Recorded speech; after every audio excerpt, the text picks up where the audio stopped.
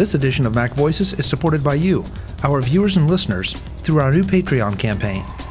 If you get value from MacVoices, please consider helping support the show by visiting patreon.com/MacVoices.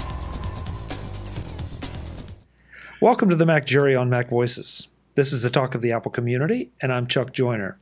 Folks, we have the topic that everybody's talking about, and we're going to talk about it this time around, and that's Apple's HomePod. This is one of our first weekend with shows. I got one on Friday. Our guests got one on Friday, and we've been spending the weekend testing out some of our favorite tracks and testing out all the HomePod's capabilities, and we're here to report on them.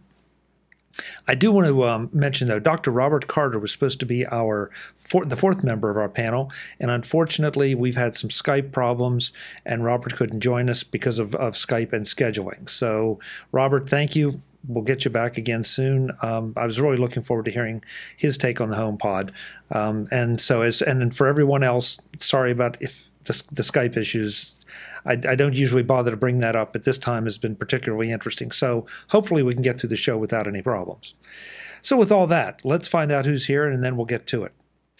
First up, and I'm taking my screen from top to bottom just because, Mr. Mark Fuccio. Mark, welcome. It's good to have you. Hi, Chuck. Thank you for the invitation. I'm looking forward to talking about this product, and you shared it with some friends yesterday, went over, and so I have some comments vicariously that I can bring by friends Jeff Barrell and Ray Beauchamp. So that might make up for Robert's absence. Yeah, great. That's in spirit. I always appreciate the fact that you try to give us like a little visual cue in the background about, okay, whatever we're talking about, there's a box sitting back there. So good job. Production values. Also with us is Mr. Michael E. Cohen. Michael, welcome. Hi, Chuck. It's good to be back. It's good to have you here, and thanks so much for putting up with our Skype problems. But I could bring my box to show you, but it's actually in the other room where my HomePod currently is.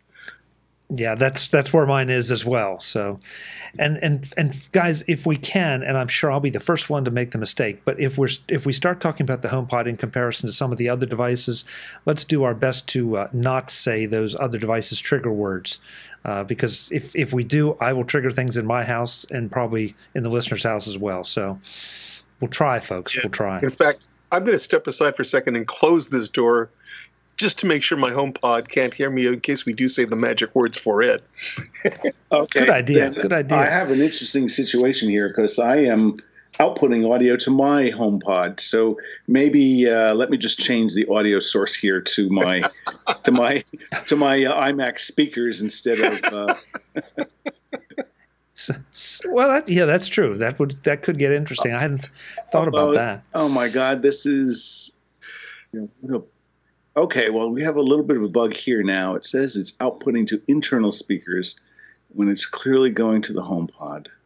So, well, I don't know. Let's let me try sending it to another Bluetooth device and. Well, while Mark's playing it's just like wired connections, only without the wires. Yeah, exactly. Yes. Okay. So, Michael, first of all, the most important thing, obviously, here when you're making this decision, which color did you get? Well, I got the space gray because it matches the TV housing that it's sitting next to. Okay. I opted for the space gray as well, but I think when Mark gets back, he can tell us. I think he opted for the white one. They're both lovely. It's just, my phone is space gray. My watch is space gray. I'm spaced and I'm gray. So one of the things I asked you gentlemen to do, and I will do it too, and I'm not going to ask you to read the whole playlist or options, but I wanted to get an idea of the kind of music you're listening to and therefore, what you were testing it with. And so we will have everybody's playlist, or at least a subset of the playlist they tested the HomePod with in the show notes. But Michael, what did you start with? What was the very first thing that you put on your HomePod? Gosh, to be honest, I really can't remember. I just wanted to make it play something. So I think I said play something, and it just gave me a random playlist of stuff that it came up with the very first time, which was kind of cool, to say, hey, HomePod, play something, and it did. Yeah, as I recall, that was sort of the part of the setup. After you did everything, it's okay, tell me to play you something, and it's like, all right, here, hey, you know who, play me something, and it did. But since then, I've played an incredible variety of stuff: classical, rock, folk, vocals, spoken word. I've just been traipsing through my library and looking for all sorts of things, and it's been a very interesting experience. Yeah, Mark, you're back with us. So, did you get a white AirPod or HomePod? Negative. I got space gray. You got space gray. Okay, so everybody got space gray. All right. So I want something that matches the color of all my other recent my phone, my iPad, the MacBook. Same here. Yeah.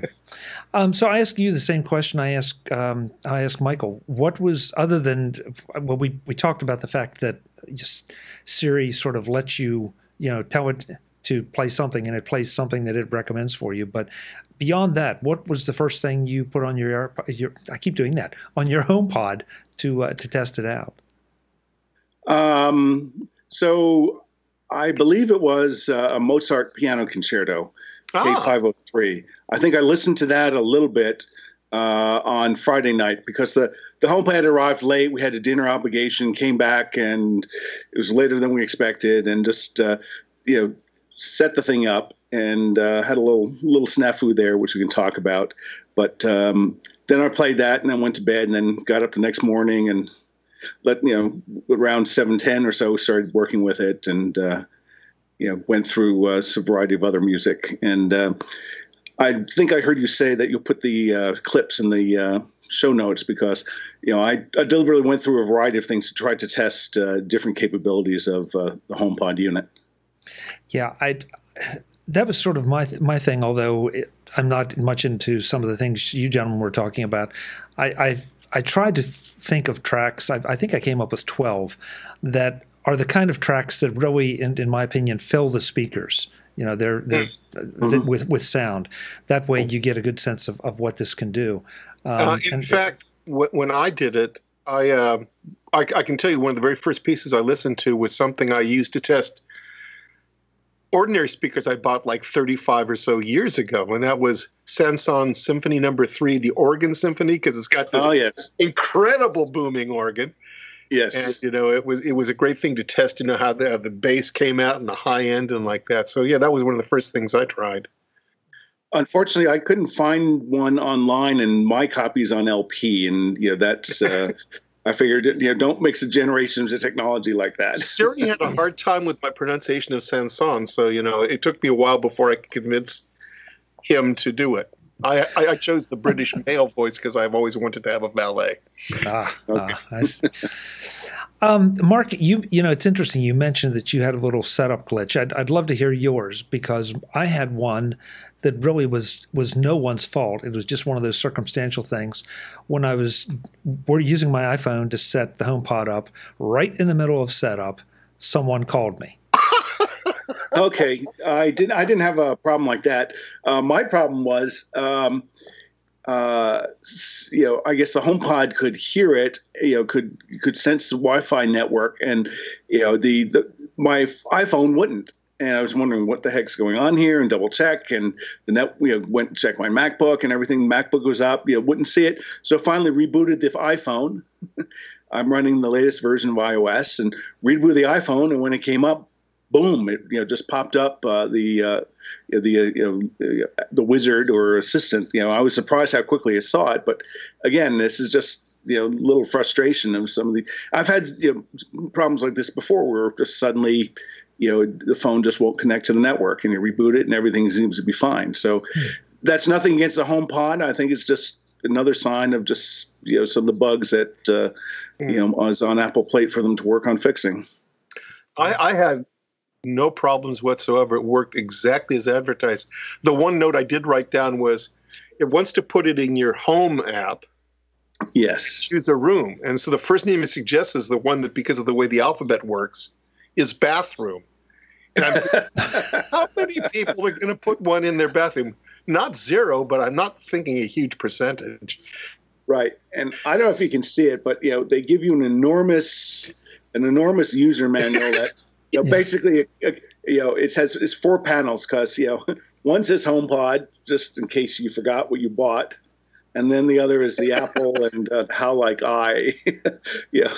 But they did also give you decals, and I think this is important. I forgot that, yes. Yes.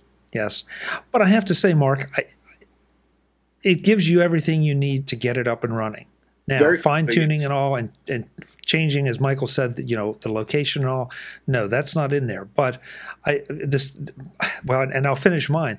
I got the phone call, and so it's like, okay, I got to take the phone call kind of in disgust because now it's completely disrupted this. And I'm thinking, oh, man, am I going to have to call and figure out how to do a factory reset?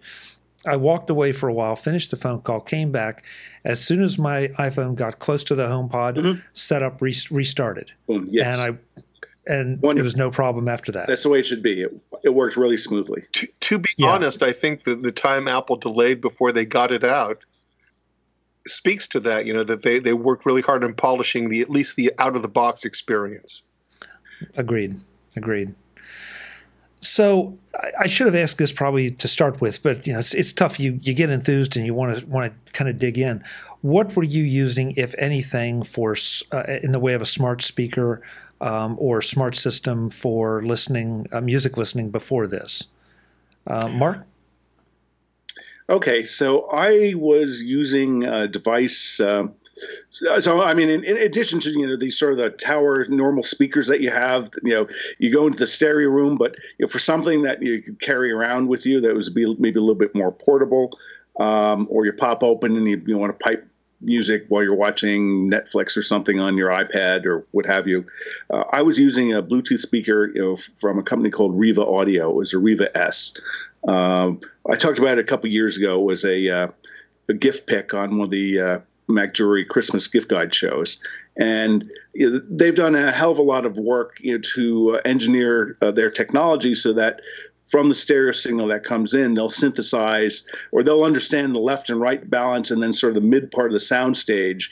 And, it's got 2 or 3 active arrays and 3 passive speakers. So it generates a really great sound. And I was very pleased with that.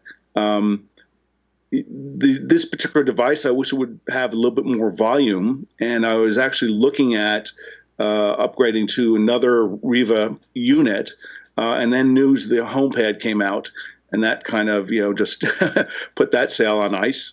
And that's one of the things I was looking for the HomePod is something that have bigger volume of sound, and it certainly does. So in that regard, very very pleased with it.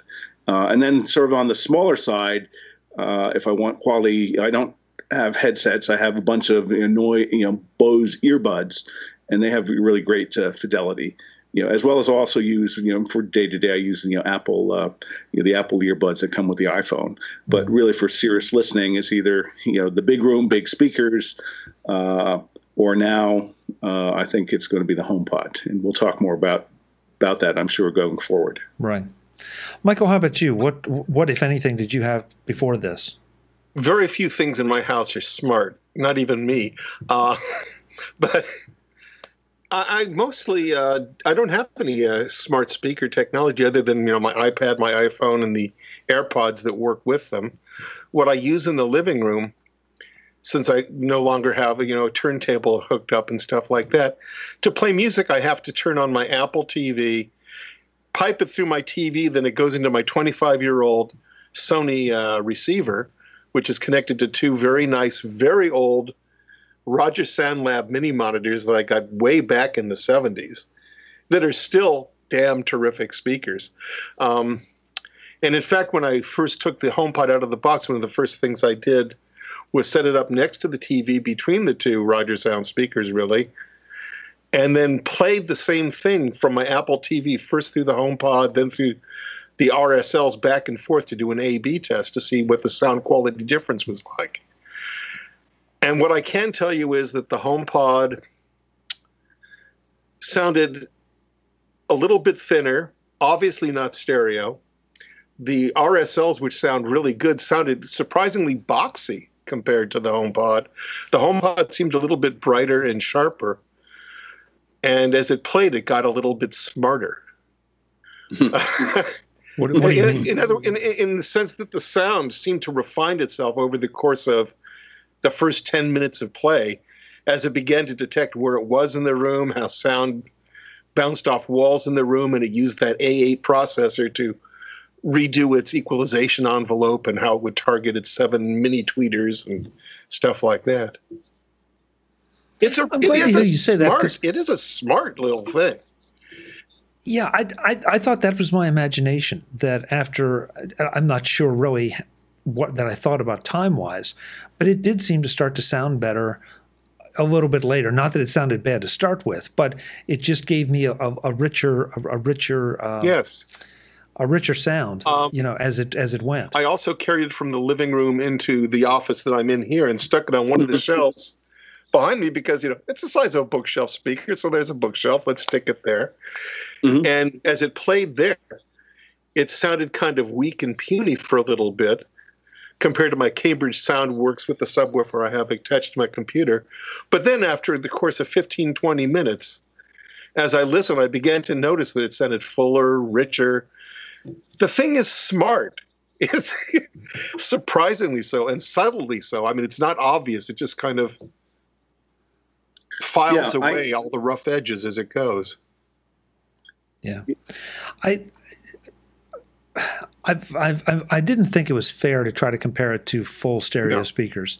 So I put it up against, I put it up against Sonos Play 3s, because I don't have the Play 5s, but Play 3s, but also the Sonos One, the one that just came out at the end of last year that has Alexa built in. And so that was, and of course, I'm sorry, this probably is not fair, and I don't want to offend anybody, but the Amazon speakers, the Echo Dots and the full-sized, I don't even think they're in the same class. So that doesn't deserve to be even talked about. If that's what your thing is, that's fine.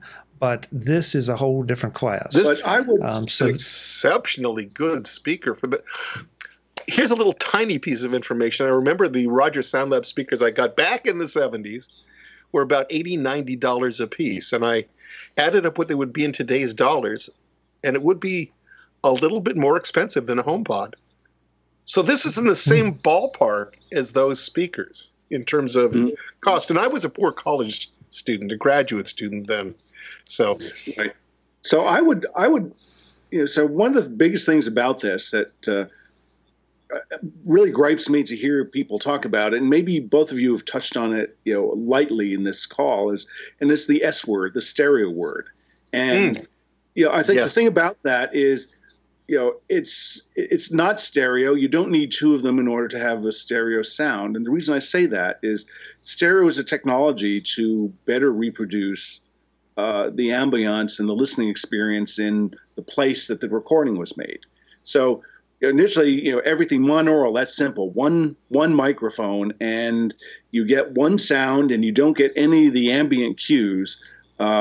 With stereo, you can have two microphones or more, as technology as mastering has evolved, and that will give you enough difference to try to emulate. We have a left ear and a right ear, and what we hear is a function of our position relative to the singer, the pianist, whatever, and then how things bounce around the hall. And a lot of things have done stereo to try to emulate so that you get those spatial cues. And that's why you hear people talking about the sound stage. Well, the reality is, I think that Apple is really under marketing this device because it has seven speakers plus a woofer, subwoofer, bass producing speaker. And what it's able to do is it's dynamically sensing the room. Obviously, it's doing something to sense and measure the incoming signal source and project it outward. And I think it does a really good job on that. One thing I noticed is listening through different sort of sources that some things that, like very heavily produced music, between it and the Riva, basically no difference. If there is a little bit more of a, channel difference, like say it's symphonic music and you have, cellos versus violins, or, bass in the back and center, I think the Riva did a little bit incrementally better job at imaging and creating a bit, the three-dimensional soundstage, but it was really marginal difference. And really what it really pointed out to me is, listening to different things, is the way the original source was mastered. I think we're now getting to the point where we can have quality of devices where we can see that the mastering makes a difference. Because one piece I listened to 3 different recordings, and that's sort of the famous Thus Spoke, or Also Spark Zarathustra, right? The opening of 2001. And I have my personal, version is one done in Symphony Hall in Boston with the Boston Symphony. And I know that hall very well because I lived in Boston for 4 years.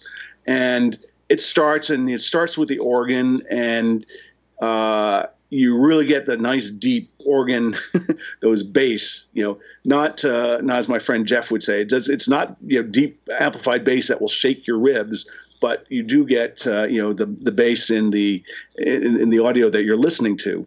I listened to 2 others, and they similarly good halls, but they just weren't mastered in the same fashion. So beware, not all.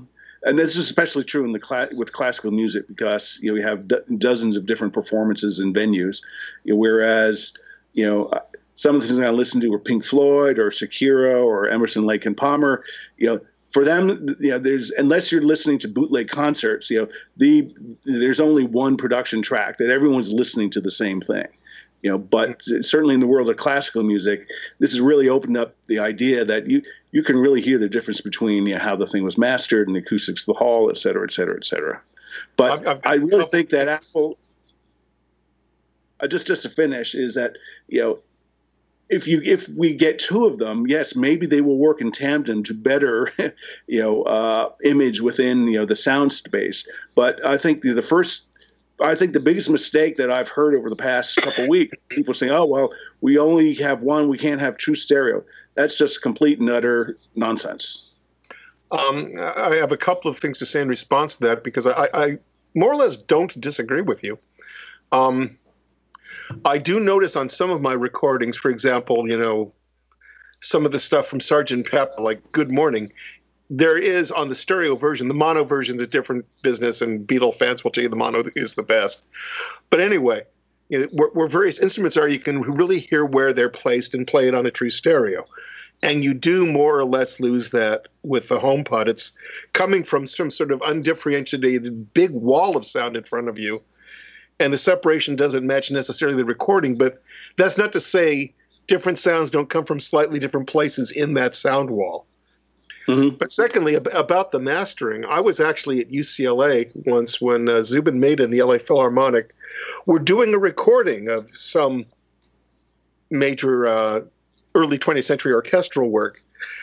And they had done things like put the trombones up in the balconies and stuff. Like, the orchestra was scattered all over the auditorium so they could be mic'd separately, and the sound condition just so. So what you hear on a recording may not match anything that matches a real performance, because when they record, they do entirely different things. Final point is, last night, Wonder Woman made his debut on HBO, and I've got my HomePod hooked up through my Apple TV for that.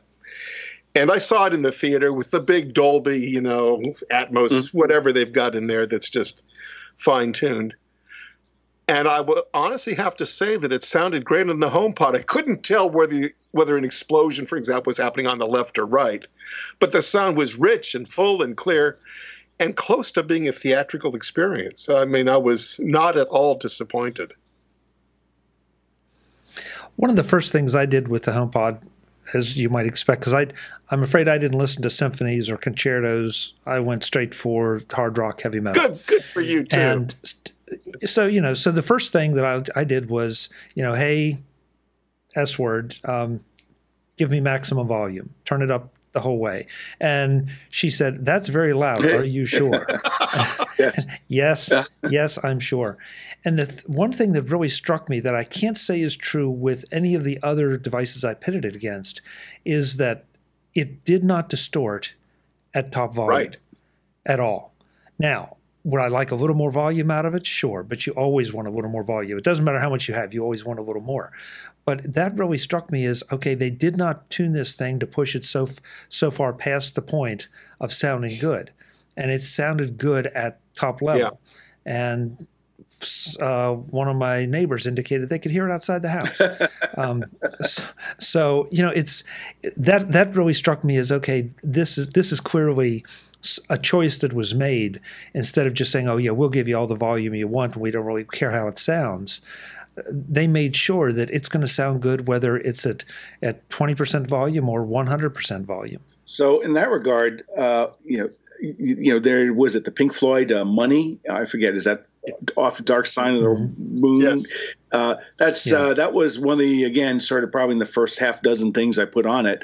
Again, precisely, I wanted to hear the upper frequency response of you have the dropping the coins and have the other machinery, and it imaged them really beautifully, nice and crisp and clear. And as you said, Chuck, I've been used to hearing that, and it's very distorted, and this thing was just stunning on how clear it was. I will. Yeah. On the flip side, I do have a couple of recordings that I originally mastered, digitized off of vinyl, but back in the days when MP3 was the only choice. So like the original Crosby, Stills and Nash album, I digitized off of vinyl into MP3 and stuck it in my iTunes library. That did not sound particularly good through the HomePod. It sounded kind of muddy and flat. And I'm thinking that may have been a problem of how it was recorded, how it was digitized, or how, music at that period may have been equalized against the RIAA curve that handled, how you would boost bass on vinyl, because otherwise the needle would fly off. So it really does depend on the mastering as much as anything else, how the results will be. And the HomePod is particularly sensitive to that.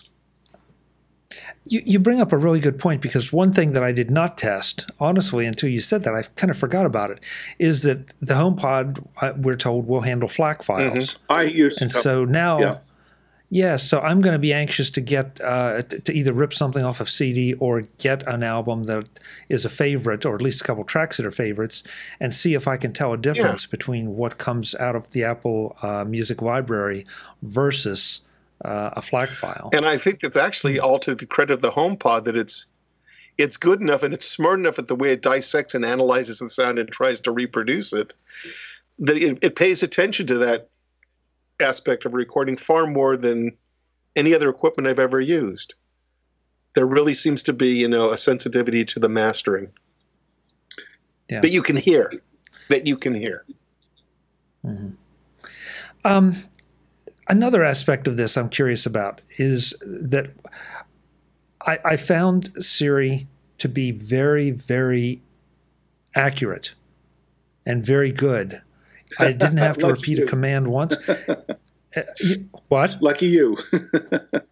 Well, lucky me. Okay, that's interesting. And I was anxious to see if you had the same experience, because it didn't matter what I told her to do or what I asked her to play, with a couple exceptions we'll talk about in a second, that really weren't Siri's fault.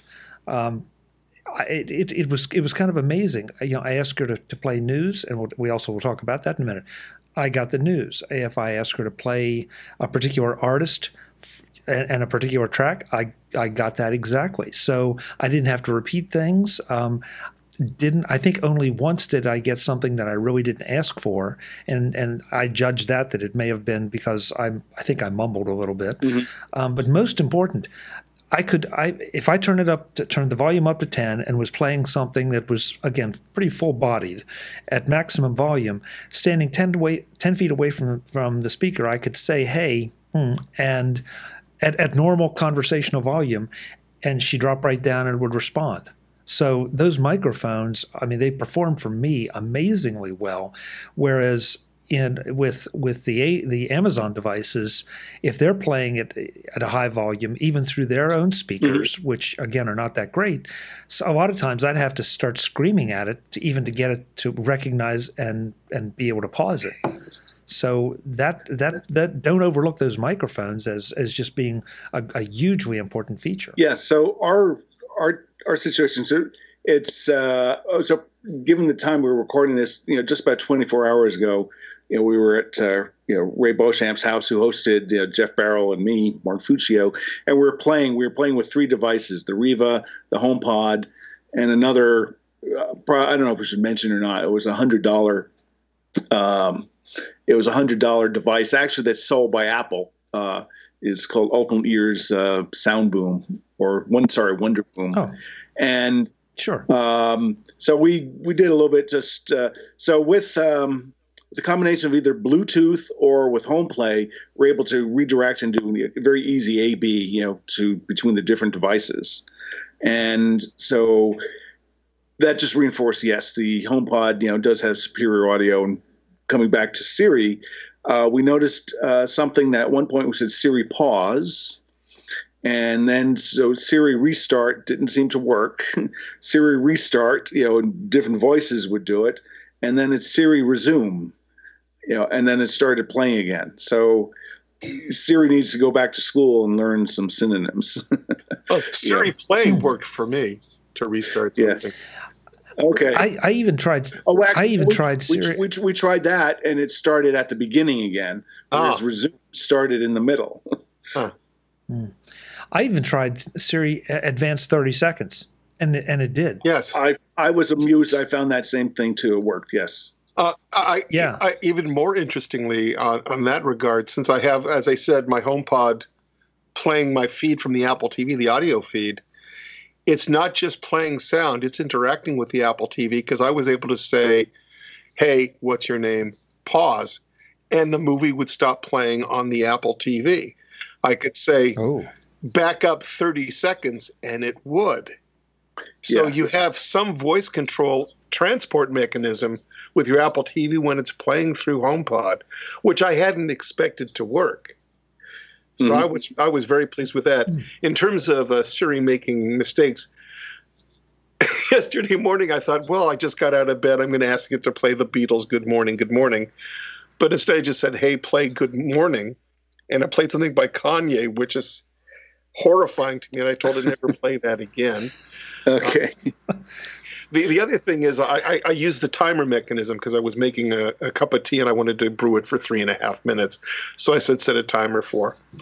And the timer went off with very nice, discreet, lovely tones. And I mean, it's not jarring at all. But I had no idea how to stop it. So I just said, hey, what's your name? Thank you. Oh. I just said, thank you. And it stopped and it said, no, let me thank you. Yeah. I like that. I really hadn't expected it, but I had no trouble controlling my Philips Hue bulbs from the HomePod. It's just like, hey, turn on the bedroom lights, and the bedroom lights popped on. It's like, wow, that's, it was so good. The one problem I did have, I also wanted to mention too that not only was I asking it for specific tracks and specific artists, but I would tell it, I want you to play this playlist, and it would. And okay, play something Celtic, and it would. Yep. It was absolutely great. And now I've forgotten what I was going to say, because there were a couple other things that just it just honestly felt so natural. Mark, to your point, maybe I know what it was. To your point, it may have to learn some synonyms. The one problem I did have with it was I said, Siri, I play "Smoke on the Water" by Deep Purple, and it played "Smoke on the Water" from a live album that I have. Okay, Siri, play "Smoke on the Water" by Deep Purple from the Machine Head album, and I never could get it to do it. And so that may be a little bit of a gotcha at the moment, that at least I wasn't able to, and of course that doesn't happen that often, but I wasn't able to specify which album. It just picked, I guess, I don't know how it picked which one it picked, but It was not what I was exactly looking Right. for. I agree. I think, especially in classical music, there's many recordings of the same work. I couldn't get it to just, and no matter how I tried to describe it, it either got, completely something wrong by, or whatever its default preference is, however it selected it. So that's why I decided, okay, well, let's try out, AirPlay. And so with AirPlay, you can go and you can select it in iTunes, and off it goes. And I must say, Apple, Right. congratulations. I signed up as a member for, I guess, is it their For You service, or whatever their monthly evaluation service is.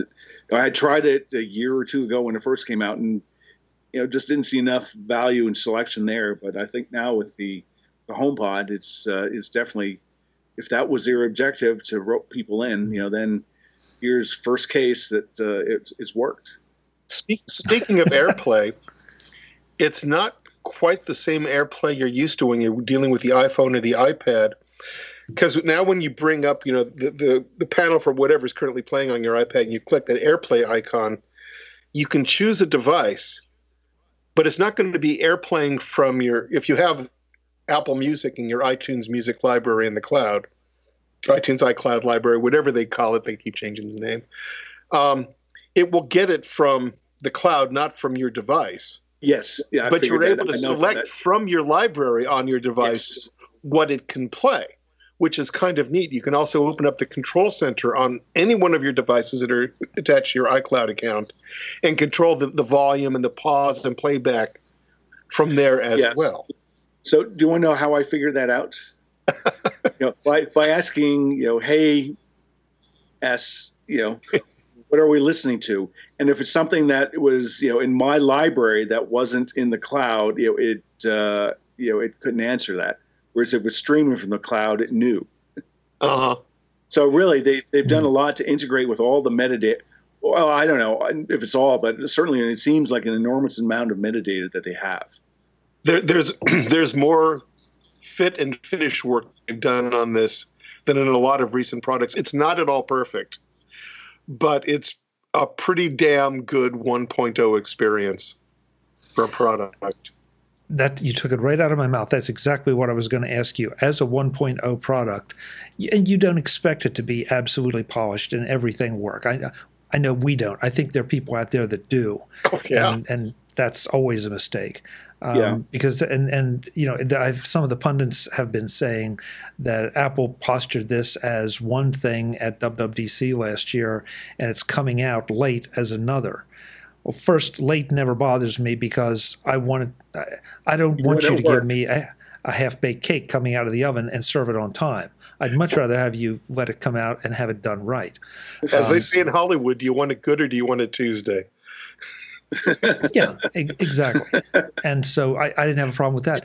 And I think there was a little bit of a pivot at some point. And, whether that's because Apple still had engineering to do on this, or that they couldn't possibly meet the deadlines they had established, or whether they just felt it was important to spin this as a music device primarily.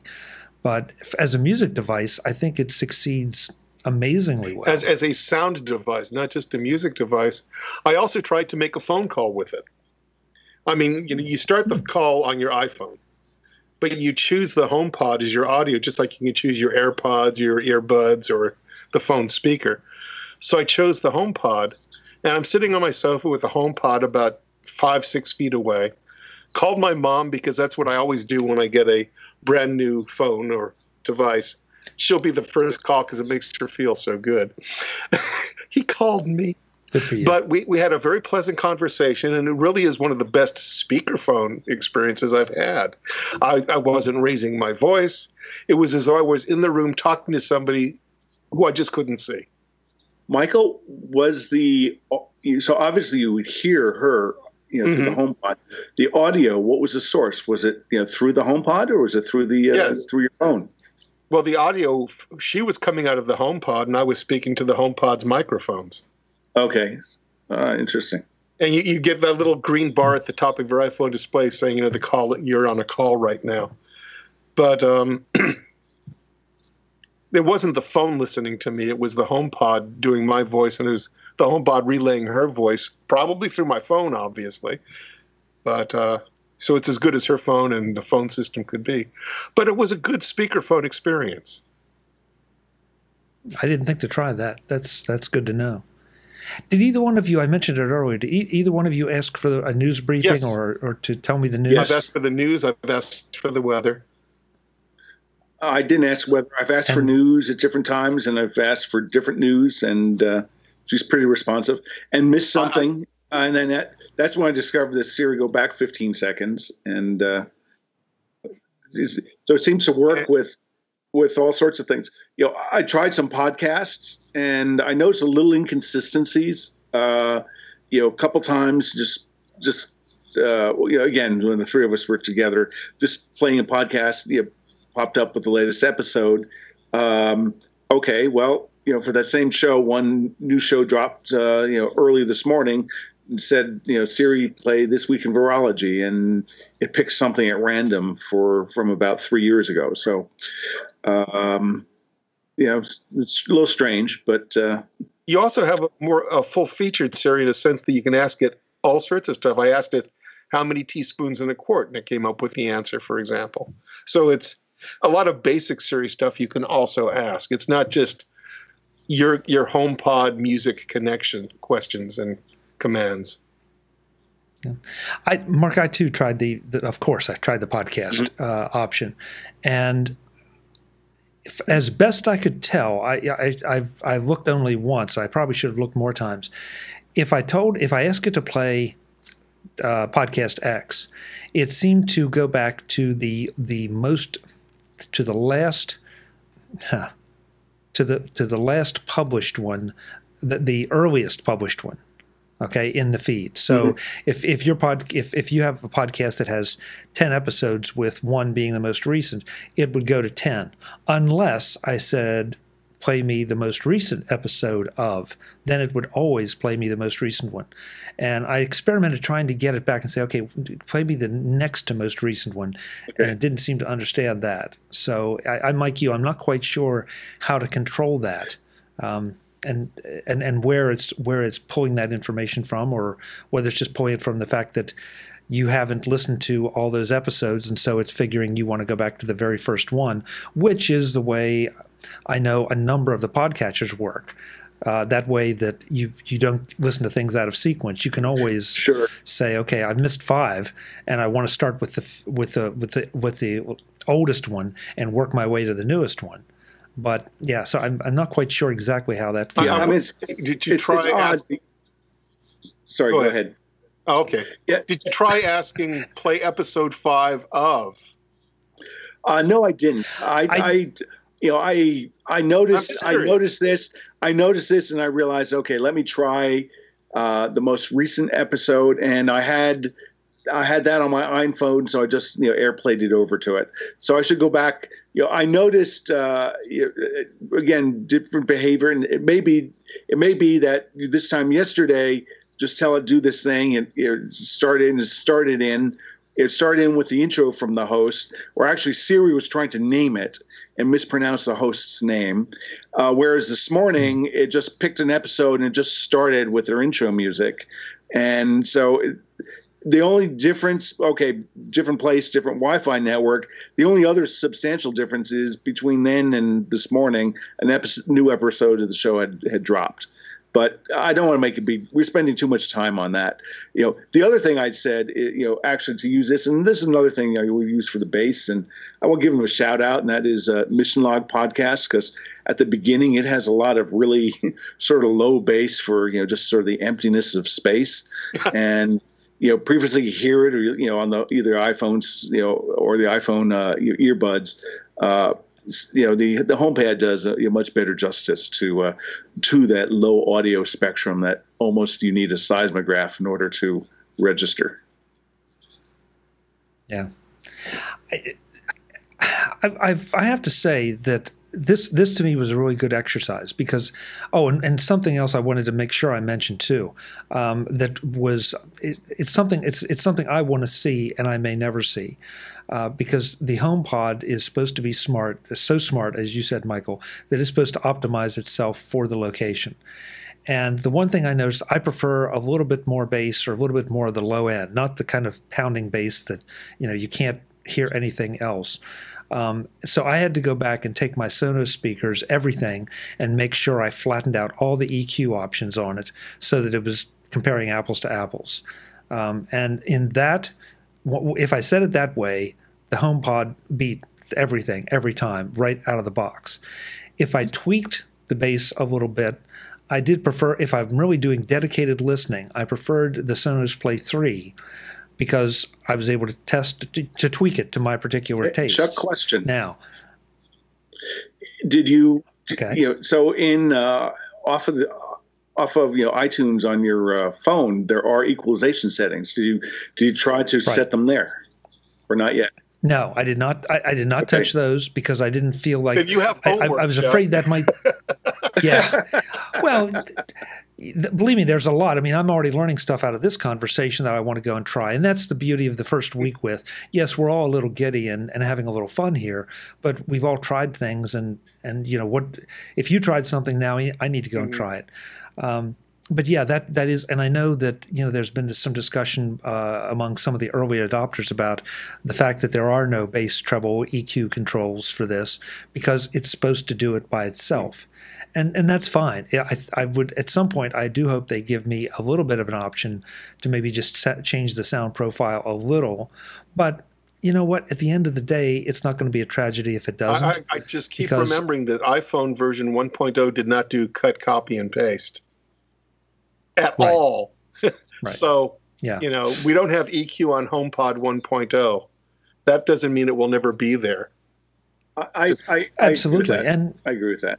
Yeah, and even if it doesn't, I mean, that may be something that, okay, this is supposed to be honestly just the easiest listening experience you've ever had, and I think it succeeds admirably because the only reason that I noticed that was because I was sitting there really, okay, A, B, C, going back and forth, trying to figure out what I really did like the most. About the bass, with the powerful, it does have a powerful enough bass for me, and I've noticed though that it doesn't cause anything to rattle, to shake. Yeah. Yes. And so that's what one of my friends wanted, is that rattling. The table that it's on is going to shake. Yeah. Yes. Yeah. So that's what one of my friends wanted, was that sort of shake your bones, shake your stomach, sort of rattling. I noticed that. Actually, I have an interesting experience, which was one of the sound pieces I used just really initially to try to understand its capabilities is so there's a Wagner opera, the Rheingold, and it starts with a low E flat on the double basses, and and then they add bassoon and then they add horn, so it just starts off in this really low rumble, and most things don't play it. And I started this thing, so this is after I had been experimenting, I don't know, 40 minutes or an hour or something. And it was in the morning, and all my dogs were, oh well, he's here, let's come around. So they're kind of playing and things. I put this thing on. It happened to be a FLAC recording. Probably, I think, probably one of the most epic recording, because it was built for recording, was the George Solti Vienna Philharmonic recordings, from the early '60s. But they built a whole soundstage to perform it for recording, not not perform in an opera hall and try to record it there.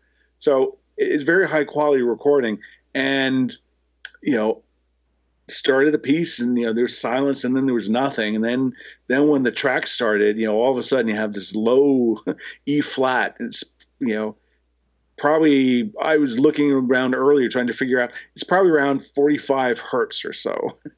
And when it came on, the dogs all jumped up and they ran, they started barking because they're used to when they only hear low rumble, it's usually one of the neighbors dragging one of their one of the recycling bins, either out or on Sunday night or back in on a Monday. And but it came across very, very clear. And as I said, I think just building on top of what you guys have said is further on replaying and actually moving the device to different places. Yes, it did seem to sense the acoustics and the new position, and then adjust its rendering. So I've listened to it sort of below, at, or maybe above, and it seems to me that maybe if it's slightly above your ear level, it seems to give the best overall auditory listening experiences. Michael, Chuck, any comments on that? Mine is slightly below eye level on the same TV table that my Sony Bravia is sitting on.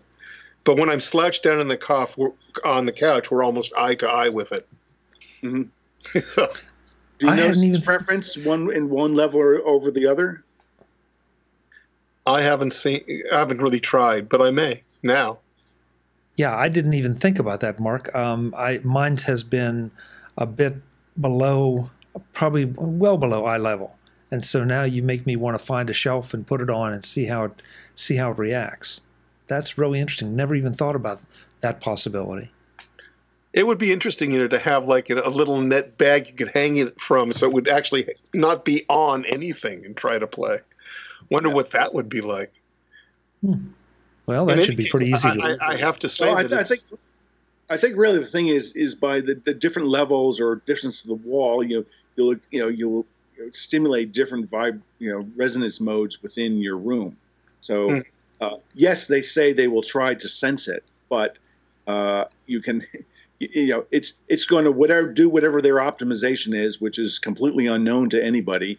But I think that's notwithstanding that by changing where it is, I've noticed a little bit the ability to sort of tune it or optimize it or improve the overall sound. Which actually brings up a point that I do want to make before we conclude this, and that is the promised ability to play stereo in the future. And people are wondering, why is it taking so long? What's the holdup? And if you're envisioning that it may be some sort of engineering thing or hardware thing, it probably isn't. It may not even be a software thing in terms of rendering sound so much, but designing a user interface for you to set up your HomePod when you've got more than one and you want it to be stereo. How can you present that on the screen of an iPhone or an iPad in a way that makes it easy to set up but provides the flexibility you need? That's a tough engineering challenge, a user interface engineering challenge that Apple's probably still tweaking because they may not have, the easiest, best way to set it up yet. And that could be one thing that's holding it up. I would also add, I think you're maybe, underestimating, not maybe so much an engineering challenge, but it's sort of an aesthetic challenge. Because again, trying to figure out, you have all these sources of audio in all sorts of conditions, and they're trying to deal with the signal that comes in and then try to reproduce it into whatever spatial arena that it senses where you are. You try to do that with two devices, in a way that's pleasing. And I think this is the key thing. In a way that's pleasing is not, is not, anyway at all a simple task. Right. And the reason we say that is, again, how do we, as Homo sapiens, we're very sensitive to the difference of phase and the time at which a signal arrives at either a right or a left ear. Oh, well, that's an enemy that's over there. Oh, the enemy's up. He's up there in the tree instead of over there. On the field. So we, our bodies and our nervous system are highly, sensitive to auditory. So I don't know whatever the reason was for the delay of the HomePad to, this month versus their initial goal of end of the year, but I think the ability to create different ones that will work in unison and have that same high quality sound without distorting it in a way that's really obvious. I think they have a lot of work to do. It is a non-trivial problem. It's much more complicated than a first guess might lead you to believe. Oh, it's just two speakers, so you split them off. And then, as you say, is how do people tune it? For for their home where they have two or three, and they're I mean that's I'm really eager to see what that interface looks like, because if it's not good, Apple will hear about it. Oh yeah. Well, Apple is going to hear about every little thing that somebody doesn't like about this, just like everybody seems to these days. The one other thing that I guess I found annoying in some of the pre-release reporting is the complaints or commentary on the price of this thing. I mean, I know the Infinity speakers I have that are my favorite speakers, my favorite true, honest-to-God stereo speakers that you would use with the home stereo system. They cost more for one of them than if I bought 2 HomePods. Mm-hmm. I mean, so this is a smart. This is a speaker. Let's forget the smart for a second. This is a speaker at this particular price level that sounds just absolutely amazing. And then on top of it, you have the smart aspect of it. And all the things, all the little games we play with it about, news and weather and all, that's fine. But the thing that I come away with, and I know it's been true just since I got it Friday, I've probably listened to more music casually than I have in a long time because I can simply, walk by or be anywhere within reasonable voice distance and say, hey, S, play X, play a playlist, play an artist or something. Same experience here. Yeah. And so all of a sudden I feel like now, and it makes me wonder if this is Apple's motivation for this device. We're hearing a lot about Apple wanting to get into services. It doesn't play Spotify right now. It doesn't play Pandora right now. They may or may not come. I would kind of think they would, but they don't have to. Right now, you can jump through hoops to try to make Apple Music play through your Sonos, and maybe not have some voice control. I have not had good luck with having voice control jumping through those hoops. Now all of a sudden I have effortless voice control and a really great sounding speaker. And so I've listened to more music just because, I just thought of something, or one track triggers a memory of another, or you see something on TV or whatever. Oh yeah, I haven't heard that for a while. Please play that.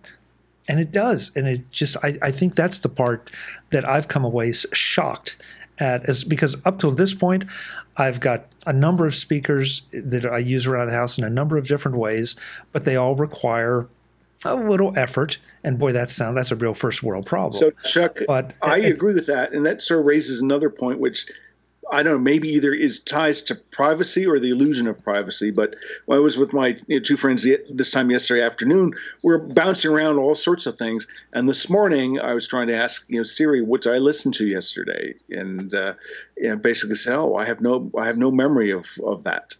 So surely at some point, because everything was all driven off of my Apple Music subscription, but there's no way for me to recall it. I mean, I saw a little bit, and again, I don't understand what triggered the difference, but getting ready for this, compiling a track list, some of the stuff I had listened to, maybe, an entire track, I saw a little bit of that in the For You section of iTunes. But just tracks that we play up and queue and play 10, 15 seconds and then we move somewhere else. It just seems like that's gone. There's nothing that I found in the Apple interface that would expose that to you. I really don't think that Siri is listening and reporting back to anybody about me. I feel reasonably confident that it's just me, Siri, and the music. Michael, there's one thing though, and a listener, Mike, reported this to me as not a concern, but his way of thinking, and I would never have thought of it. That if you have a smart lock that responds to some commands, depending on how you have it set up through HomeKit, you may want to rethink that, at least for the moment, because at the moment, as I understand it, and it was my experience too here, that it's not locked into my voice print. Yes. So theoretically, you could have someone outside your house shout through your window or shout into your house, "Hey, S, unlock the door." But in fact, I did see a post about that on Twitter today. Somebody said they tried that, and it said, even though it's my phone and I was inside the house, when I told it to unlock, it said it couldn't do that with HomePod. So Good. so it's smart enough to do that. But then he said the HomePod also came back and said, by the way, your front door is unlocked. So it knows the status of your smart locks, but it's not going to respond to voice to lock or unlock it. You're going to need to have your phone or your iPad with you or your watch with you to do that. Yeah. So I don't know if they've thought that much of it out. Yeah, I don't know if you want to. So I'll shout out to another podcast, iChart Radio, and Mike LaPlante and Adam Christensen was a guest this week, and they were talking about this exact same thing, and the fact is this the limitation? And I think Adam was making a point related to yours that no, this is a deliberate decision, to protect your security, even though people may think it's a limitation, but you don't want, random jokers being able to unlock your home or do different things, just because the microphone in the HomePod can hear when you say my Siri. Yes. Yeah. And again, these are early days. As AI develops, as Siri develops, as privacy protocols get more and more recondite and interesting, we will probably see changes, but they did not so badly on the first cut. No. Go on. Go ahead, Mark. Sorry. Yeah, I agree with that. I was just going to say, I forget if it was I think it was in the pre-show or maybe it was in the early part of this that, Mike was saying that, maybe he was wondering, having a little bit of buyer's remorse. And I kind of felt the same way Saturday morning about the HomePod, before really doing it. But after spending a couple hours with it and, then, later in the day showing my friends and then, so on, it's really been a great, delightful device. So, maybe it's pricey, but, I think an ignorant or uninformed comparison. Oh, we'll have a dumb speaker that has a cone and a magnet and terminals and housing. This thing has 7 speakers and a woofer and several microphones, and I think also 7 microphones. And it's got an embedded computer system because it's doing a hell of a lot of processing to figure out, as the sound is coming in, what to send where out of each microphone and at what time frame in order to create a decent sound stage. And it's just it's enormously sophisticated. Apple, in its own way, they really haven't, other than telling you the simple fun facts. Oh, it's 7 speakers and a tweeter, and saying, oh well, ours is bigger than yours. We've got the biggest anechoic chamber that, we use that to calibrate that. And, I just read that as a deliberate attempt to try to raise everyone's expectations or positively, set expectations that they have done a lot. They did the same thing way back when, right, with the with their chamber, for their antenna. After I think AntennaGate, they started talking about all their test lab and development environment. Mm-hmm. So, Apple, I think, has a difficult challenge. It seems to me that smart speaker in the past couple of years now means something with a voice, agent integrated to it. Prior to that, a smart speaker that integrates with your environment. These things are available for $20,000, for audio files. Okay, maybe if you think $350 is too much for it, fine, don't buy it. Otherwise, it's an enormous engineering feat at an incredibly attractive and affordable price point. One problem, and most importantly, it works. It sounds really good. This is one problem Apple actually has with it, in the sense that it does what it does so well that it looks like, well, it must not be all that hard to do. Why am I spending so much? Because it's like figure skating the Olympics. Oh, that looks so easy. Why can't everybody do it? Exactly. They've done an incredible amount of work. They've created simplicity out of incredible interior sophistication and complexity. This thing has got a chip better than you had in any computer you owned 10 years ago. Oh, certainly. And this is just for something that's going to play some Grateful Dead, jams for you. That's astonishing. So earlier in my earlier in my career, when I was in school, I worked at a naval lab, and what they do, oh, it's sonar. And first thing they do is, I'll go read this stuff, and it's all about, it's all about these papers are all about the mathematics of beamforming, which is, well, what is that? It's, you take multiple sonar devices, or speakers, and depending on when you send the frequency to it, you can steer where it is.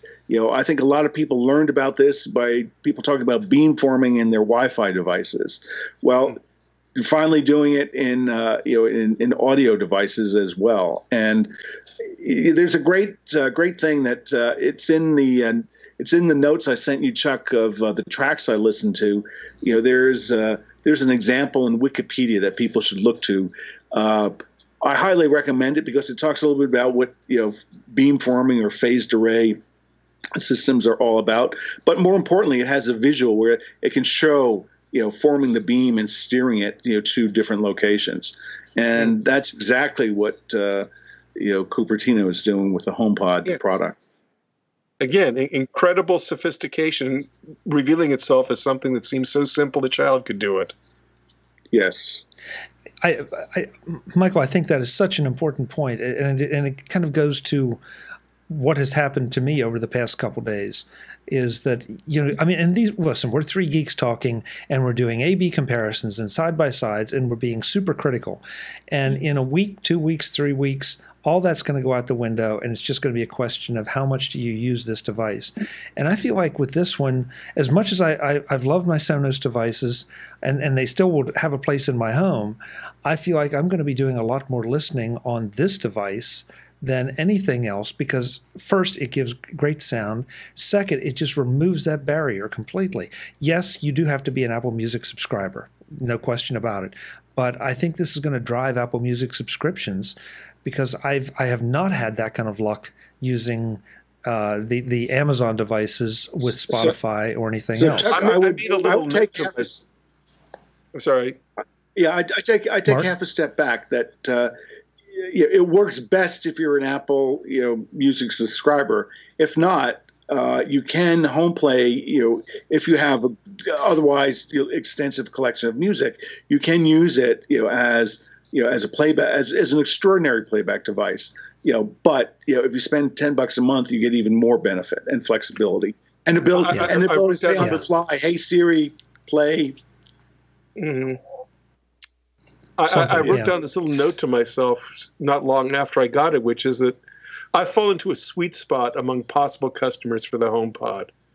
I live alone, so I don't need to worry about it having to recognize anyone else's voice but mine, or having my messages and reminders messed with, because there's no one here to do that.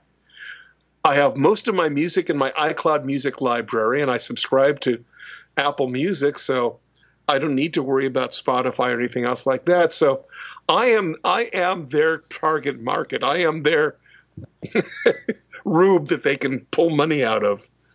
And that's just fine with me, because I'm having an exceptionally good experience with this device. Okay. And I expect I'll be listening to a lot more music. I no longer have to go in and turn on my TV, turn on my amplifier, and then, bring up the Apple TV and then bring up the Apple TV remote just to play some music in my living room. Now I can just walk in there and say, "Hey, what's your name? Play blah, blah." And it happens. The friction is reduced enormously. Yeah. So I was just going to say, having the room with the big speakers and big, lots of watts, and you can play things. Okay, that, so if I would do that, that would be great. My wife I could go there and, she just, your music's too loud. But music's important, and this device is so small. You could put multiple ones around the house. She's just not going to like that, because our tastes in music are divergent. But I really think that as a performer, so that may influence sort of the way I listen or critique it. But the problem with the big speakers is they give you great sound, but you can't put them everywhere. This thing, as you said, Michael, was bookshelf device. You can put it anywhere.